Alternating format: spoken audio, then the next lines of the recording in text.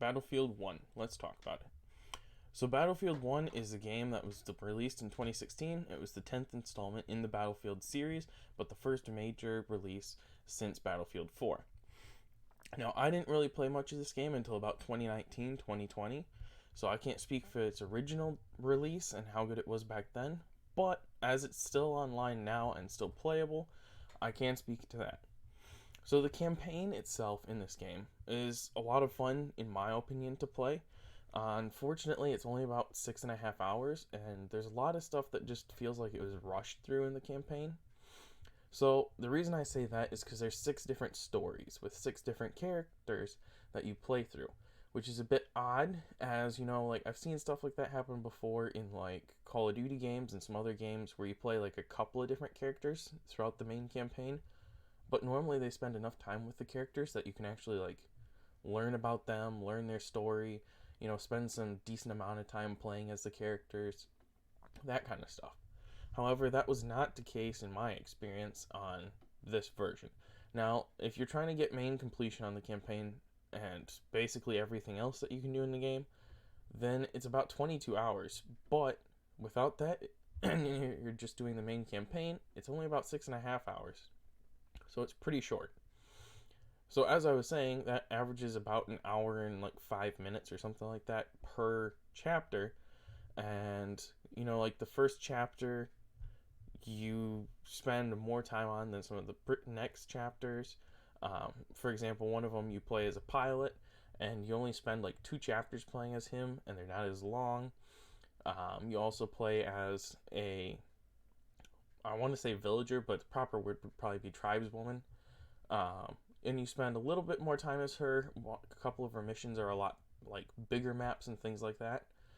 So you do spend a good portion of time with her, but still, it feels like they left a lot of details out that could have been put in to give you more story and more of a connection to the characters in the game.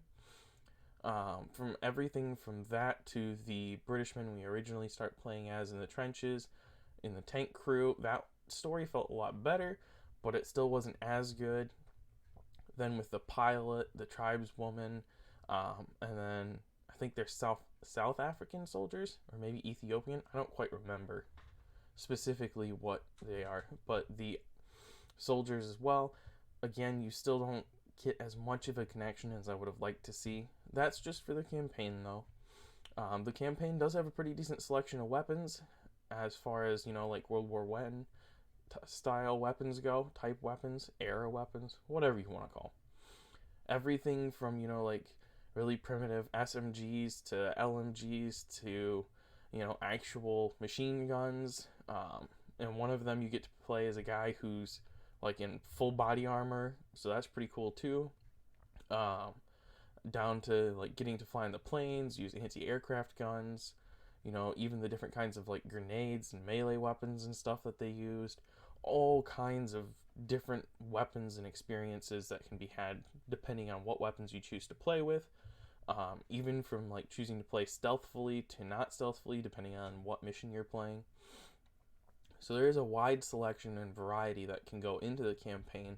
Even to play through it multiple times, you can always have a different experience slightly. I also really appreciated that there were secrets that you could find inside of the missions. So instead of, just like rushing through and following the campaign, you could do some exploring of these pretty decent, pretty open world, pretty impressive looking maps and go find and track down all these secrets for a longer, more unique, more interesting experience. That being said, the campaign wasn't really anything stellar. I feel like if they just focused on like 2 or 3 of the characters instead of 6 of them, it would have been more stellar. However, like I said, it was still pretty impressive. It was still pretty smooth. It had some unique gameplay options to it that I haven't seen in other Battlefield games and some things like that. So I still like it. I still think it's a good game as far as the campaign goes. I just think they could have done a better job if they just stuck with only a couple characters. Now on to the multiplayer. So in the multiplayer, you've got all of the standard like Battlefield options from like capture the point to like I think there's a capture the flag. It's been a while since I've played it. To team death matches, and they're all across like these massive sprawling maps. Just absolutely beautiful looking maps.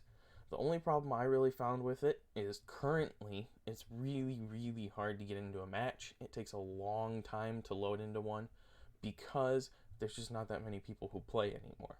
So for current times, the game's kind of a disappointment on that end.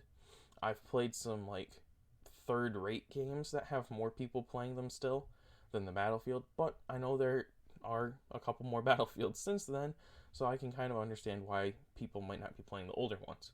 You know, just like Call of Duty games where people get bored of the old one and they move on to the new one. So that is pretty typical with big, title companies.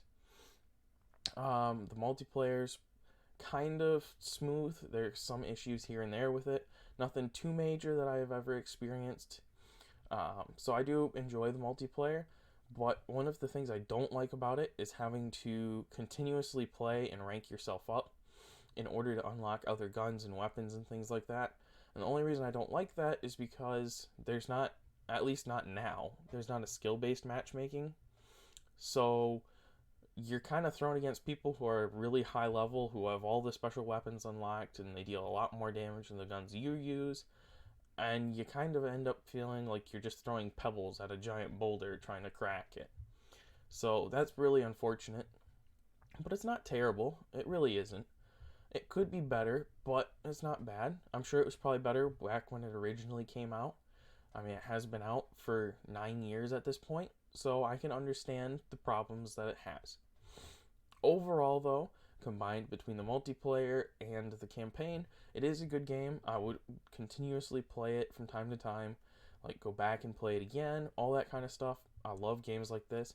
Plus, there's not that many World War I games out there. So to have a game that has a campaign and play a multiplayer mode that's focused all around World War I is pretty unique and a lot of fun. Almost all games that are out there focus on World War II and after. So I do appreciate the World War I style. So overall, like I said, I think this game's pretty good, and I definitely think it's worth giving it a try, even though it's been like 9 years since it came out. I think it's actually 7 years. But I could be wrong. It's fine. It came out in 2016 and it's 2023. My math's not that good. It's alright. Anyways, I'd go ahead and give it a check since I think it's still a good game.